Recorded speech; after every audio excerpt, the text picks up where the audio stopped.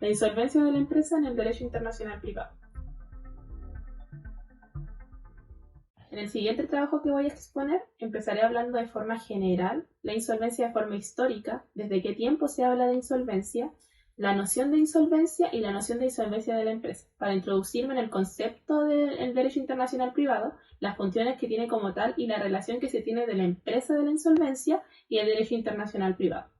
La insolvencia en el proceso concursal histórico.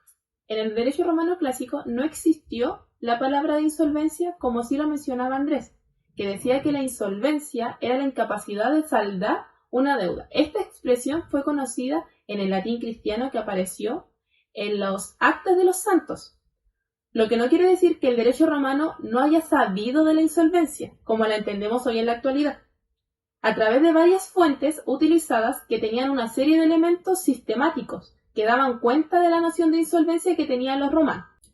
Todas las fuentes daban cuenta de la expresión de insolvencia, que era una incapacidad del deudor para pagar, lo que provoca la atribución del perjuicio o el daño a consecuencia de dicho pago, lo que para los romanos era una insuficiencia patrimonial que impedía el pago. Ya en el derecho español medieval codificado se hablaba de la apertura de quiebra, que hablaba de 3 clases de quebrantado. El primero es el deudor atrasado. Esto es aquel comerciante que no paga lo que debe oportunamente por causas imprevistas o accidentales, pero que cuenta con bienes suficientes para pagar a sus acreedores. El segundo son los deudores, que eran los que tenían que terminar con sus negocios, y el tercero eran los deudores que alzaban sus bienes, calificados como fraudulentos o de modalidad dolosa. Son los que para luego en la codificación mercantil, en especial en la creación del Código de Comercio, distinguía la quiebra y la suspensión de cesión de pago como cosas totalmente distintas, lo que llevó a la doctrina a dividirse en 2 bloques antagónicos. Quienes el primero asimilaban la quiebra a la insolvencia. Se le denominaba la insolvencia definitiva, entendida como una situación patrimonial y objetivamente insuficiente, marcada por un pasivo exigible que supera el activo realizado, y en consecuencia por la imposibilidad permanente e insaliable del pago de la obligación. Y la segunda era quienes justificaban la declaración de quiebra en el incumplimiento o cesación de pago, manifestada en los hechos exteriores, tal como lo concebía en el Código francés en 1807. De manera que aquella quiebra procede siempre que el deudor cesa sus pagos en modo generalizado, sin importar el motivo de la situación, y aun cuando su activo sea superior al pasivo. Esto aún más se debilitaba hasta la dictación de la nueva ley concursal 22.000/2003, que zanjó el asunto de señalar que hay insolvencia cuando el deudor no puede cumplir periódicamente sus obligaciones exigibles. En el derecho chileno, hasta la ley 20.720, la noción de insolvencia muestra una gran evolución, porque como dijimos, en la época republicana, al deudor comerciante insolvente se le aplican las normas del derecho medieval, para que luego en el texto original del Código de Comercio la quiebra fue regulada en un instituto reservado únicamente para el deudor comerciante, vinculado a su vez en el concepto de creación de pagos, o sea, de cesación de pagos. Situación que cambió en el año 1929, que derogó el libro quinto del Código de Comercio y el libro tercero del procedimiento civil, haciendo extensiva la quiebra al deudor no comerciante. Sin embargo, ni la ley recién mencionada ni la posterior ley de quiebra 18.175 de 1982 utilizó la expresión de insolvencia, que poco a poco en la actual ley concursal 20.720 del 2014 alteró sustancialmente el esquema recién descrito, reemplazando por un mecanismo de discusión presupuesto objetivo. Como ya anteriormente hablamos sobre la historia de la insolvencia, ahora nos vamos a ir de lleno a lo que es la insolvencia. La insolvencia tiene una suma relevancia en el procedimiento concursal. Es aquella que le abre la puerta al procedimiento universal de cobro de todas las obligaciones dinerarias del deudor que tiene contra el acreedor.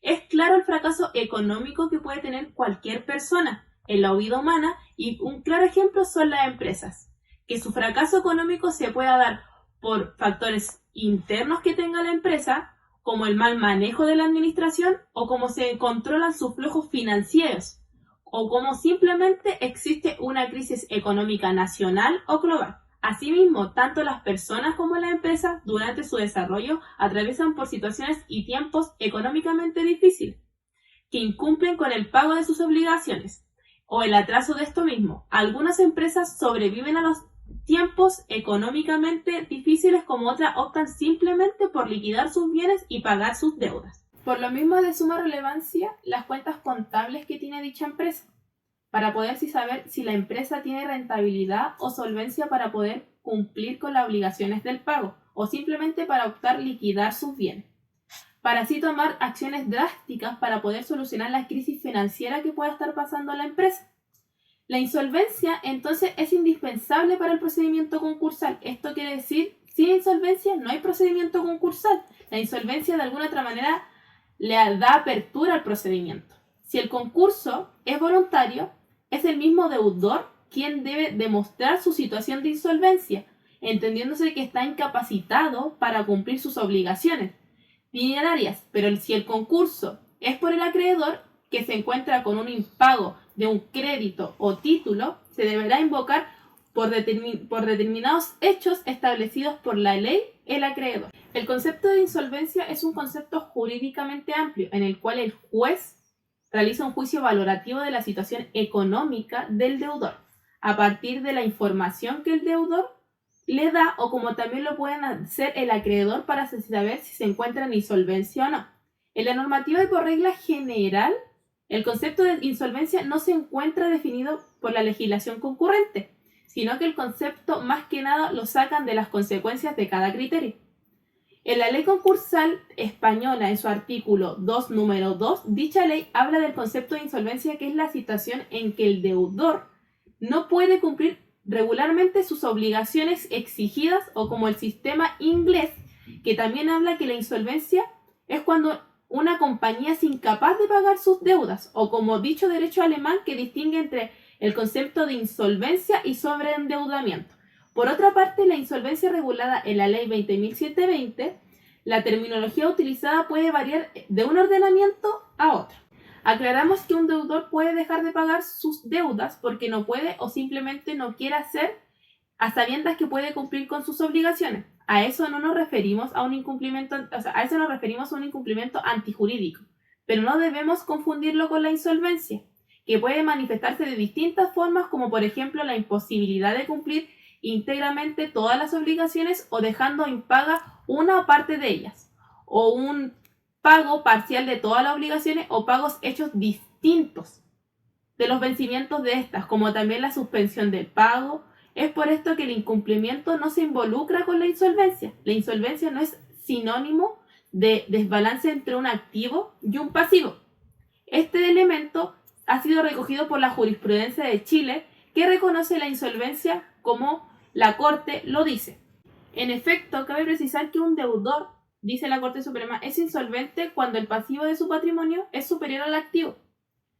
En otras palabras, cuando la deuda de la persona son mayor valor que la suma de sus bienes y créditos que tiene. No habrá entonces insolvencia cuando el deudor cuente con los recursos propios para satisfacer sus deudas. Obedece una visión tradicional del concepto de derecho norteamericano, pero que resulta insuficiente en cuanto a parámetros únicos de configuración del estado de insolvencia. Terminando con el concepto general de insolvencia, ahora nos vamos a meter de lleno a la insolvencia de la empresa. ¿Ya? El 9 de octubre del 2014 se crea la Ley 20.720 con la finalidad de establecer procedimientos concursales destinados a la reorganización o liquidar los pasivos y activos que tiene una empresa deudora o una persona, o los activos y pasivos de una persona natural deudora. ¿Ya? Dejando atrás la ley de quiebra que no hacía esta distinción entre la persona natural deudora y la empresa deudora jurídicamente. Cuando decimos que una persona o negocio o empresa es insolvente, queremos decir que sus activos o la suma de todas las cosas que tienen no son suficientes para abarcar el total de su pasivo. Es decir, lo que debe. Si a esto le sumas una crisis por falta de su liquidez, o por dinero, o por en manos para cumplir con las obligaciones y gastos, entonces lo más seguro que sean escasas las salidas que tenga esta empresa para dejar atrás las deudas. Si no hay manera de pagar a tiempo todas las deudas, en momento de que dicha empresa se declara insolvente, es ahí en que en grandes rasgos la ley 20.000 o la ley de insolvencia ayudará de alguna manera a ver si dicha empresa tiene posibilidad de reorganizarse, es decir, si es viable o simplemente liquidar todos sus bienes, en las cuales tendrán procedimientos distintos si es una persona natural deudora o es una empresa deudora. De este modo, de reorganización y emprendimiento se darán por varias herramientas aprobadas legalmente que apoyan a personas naturales, microempresas, pymes, grandes empresas o personas jurídicas sin fines de lucro. Lo que permite esta ley es renegociar las deudas y pedir que se liquiden sus bienes para satisfacer las que deben. Para la empresa, la norma legal contempla instrumentos que sirven de ayuda para salvar sus emprendimientos con buenas posibilidades de seguir en el tiempo y saldar sus deudas o liquidar los bienes que no estén oportunamente para recuperarse. La reorganización de la deuda, en caso de empresas, se inicia por un procedimiento judicial para negociar con los acreedores o pedir el cierre formal y la liquidación voluntaria de los bienes. La idea del procedimiento concursal de reorganización o liquidación voluntaria es conseguir nuevos plazos de los pagos para que sean más flexibles, logren remisiones de deudas, cambiar los acuerdos de ciertas obligaciones, incorporar la figura del veedor que busque los acuerdos entre los acreedores y los deudores, en el cual el veedor es un fiscalizador de la superintendencia. Entonces, para dejar en claro, cuando hablamos de insolvencia de la empresa, es cuando la empresa deudora o la persona deudora está en una situación jurídica en la cual no puede hacer frente al pago de sus deudas. Asimismo, a no poder pagar sus deudas a los acreedores porque sus activos son mucho más que sus pasivos, procede a declararse insolvente la empresa, que a través de la ley 20.720 tiene formas de reorganizar sus deudas y poder salir adelante, en la cual dicha ley le permite saber si dicha empresa es viable para seguir o liquidar para saldar sus deudas. Por esto mismo, la ley te da los pasos a seguir para que una empresa se reorganice cuando se encuentra en insolvencia. La empresa debe solicitar primero a un tribunal su solicitud para la reorganización de las deudas. Esta solicitud se hace por un modelo disponible que tiene el tribunal, ya debe estar acompañado por un abogado que pedirá un veedor el abogado para la entrega de los documentos necesarios de las deudas que tiene dicha empresa. El veedor es obligatorio en este proceso y la Superit dará un certificado que mandará al tribunal de competencia. El tribunal dará su resolución de la reorganización para publicarlo en el boletín concursal de dicha resolución de la empresa para poder contar con la protección financiera concursal por 30 días, mientras se establece estas reuniones de los acreedores y llegan a un acuerdo. Durante un tiempo no se podrá activarse ni juicios ni solicitar liquidaciones contra las empresas que tienen esta deuda. Con esto dejamos en claro lo que es la insolvencia de la empresa, cómo llegó a esa instancia y cuáles son las vías de ayuda para poder tener, para poder reorganizarse una empresa que es insolvente, ¿ya? Ahora vamos a darle paso al concepto que se tiene sobre el derecho internacional privado, para darle una relación entre la empresa insolvente y el derecho internacional privado. Como ya lo dije antes, entonces vamos ahora a introducirnos al concepto de derecho internacional privado, para darle una introducción primero a qué es lo que es el derecho internacional privado. Cada Estado, en el ejercicio de su soberanía, dicta normas que estime conveniente para regir a las personas, a los bienes o a los actos que se encuentran sometidos bajo su jurisprudencia. Si todas las relaciones jurídicas fueran internas, sin elementos extranjeros, bastarían los respectivos ordenamientos estatales para regularlo. Sin embargo, desde muy antiguos los hombres han viajado y se han relacionado como simples particulares que a través de las fronteras. Por lo mismo, es necesario regular el tráfico transfronterizo, que es precisamente la función que hace el derecho internacional privado. Por lo tanto, el calificativo de internacional se basa de subjetivo, se dirige a las relaciones que contengan elementos vinculados a distintas soberanías. Se basa que hay elementos de carácter internacional para que entendamos que esta disciplina es necesario, que es necesario que sea un elemento necesario y relevante para que se comprometa efectivamente en el derecho internacional, privado. Por lo mismo, el derecho internacional privado es de carácter estatal, internacional y privado. Es estatal porque cada uno de los países crea su propio sistema, razón por la cual las soluciones para un mismo problema varían según el ordenamiento jurídico que se le aplique. Así como, por ejemplo, se dictan normas en un país que pueden ser legales, como simplemente en otros países como en Chile, a lo mejor una norma puede ser ilegal. Pero la pregunta que nos hacemos ahora es, ¿qué relevancia entonces tiene la insolvencia de la empresa en el derecho internacional? Como hemos podido apreciar, el comercio internacional con el transcurso del tiempo y gracias a las potencias de desarrollo económico-tecnológico de los últimos años se ha vuelto una actividad cada vez más frecuente a la interacción entre sujetos de entidades que pueden encontrarse en diversas partes del mundo. Actualmente se produce amplias facilidades, lo cual permite la producción de nuevos negocios, inversiones, sociedades, entre otros, sin la complejidad de carácter entre actividades económicas como la teníamos en el pasado, porque no existía tanta actualidad como existe hoy en día. Para enfrentar entonces estos problemas, los estados buscan soluciones comunes a través de los convenios internacionales. Además, es privado porque el derecho internacional privado se preocupa solamente de las relaciones de los sujetos privados. Por lo tanto, a través de lo que hemos hablado anteriormente, se puede decir que el concepto del derecho internacional privado es básicamente de carácter estatal, internacional y privado, que se preocupa de las relaciones jurídicas de los particulares o de los sujetos que actúan como tales cuando existen elementos de carácter internacional. Nuestro país es el intento de no quedarse al margen de la tendencia creada por este proceso de globalización. Y en el afán de modernizarse y la legislación vigente en materias de insolvencia ha seguido criterios normativos presupuestos por la Comisión de Naciones Unidas por el Derecho Mercantil Internacional.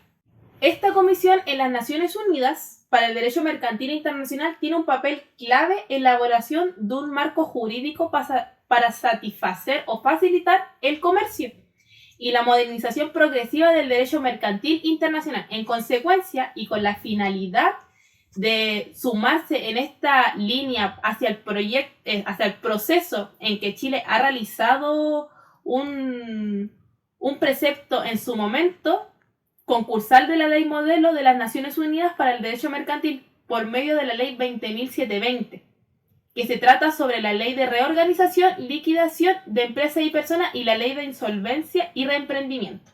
Tras la implementación de esta ley, la intención del legislador es promover, por un lado, el salvataje de las empresas y proyectos que puedan razonablemente ser salvados en los estados transitorios de insolvencia. Así como en nuestro país, muchos otros estados han abordado las temáticas de manera conjunta, teniendo como punto de partida la relevancia de la cooperación internacional, aquel proceso que culminó con la Convención del Derecho Internacional Privado en el Código de Bustamante del año 1927 y los tratados de derecho comercial terrestre internacional que hablaban de los tratados Montevideo. En consecuencia, el derecho internacional privado regula a través de los tratados creados por la Ley de Naciones Unidas para el Derecho Mercantil o la Comisión de Derecho Mercantil de la Insolvencia Transfronteriza, que a través de esta ley modelo tuvieron que implementar a través de esta ley modelo en cada legislación estatal la ley de insolvencia transfronteriza. Porque era un problema saber que si existía una insolvencia de empresa en un país como por ejemplo España y tenía un acreedor en Chile y esta empresa no tenía cómo pagar sus deudas y se declaraba insolvente, el acreedor en Chile no sabía cómo hacerse valer de los pagos de la empresa deudora que tenía hacia él. Se sabía que el derecho internacional privado a través de los códigos del Código Bustamante regulaba las insolvencias transfronterizas, pero no al 100%, porque existían ciertas lagunas de dicho código. Entonces lo que se hizo a través de los tratados internacionales o convención que tenían ciertos países era regular esto y lo hicieron a través de la ley modelo de las Naciones Unidas internacional, que lo que buscaba esta ley modelo era que regulaban la insolvencia transfronteriza, pero esta vez lo implementaron en el ordenamiento estatal de cada país. Es por lo mismo que nuestra ley 20.720, que empezó a regir el 9 de enero del 2014, como ya lo había dicho antes, regula en su capítulo octavo todo relacionado a la insolvencia transfronteriza, que se tuvo que hacer porque la Ley Modelo de Naciones Unidas Internacional lo implementó. Es por esta misma razón que es importante y tiene relevancia el derecho internacional privado con las normas estatales que tiene dicho Estado, porque a través de los problemas que puedan tener un Estado y no lo regule correctamente, sí lo puede hacer el derecho internacional privado, como lo hizo con la insolvencia transfronteriza. Por su atención, muchas gracias.